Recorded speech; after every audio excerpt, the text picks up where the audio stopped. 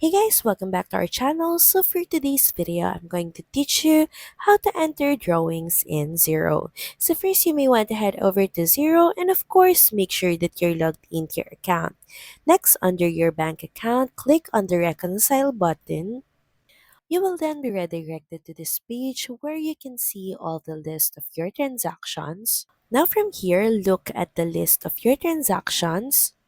Now find the transactions related to drawings, then make sure that you are on the Create section. Now enter who, what, and why details. Then once done, head over and click on OK.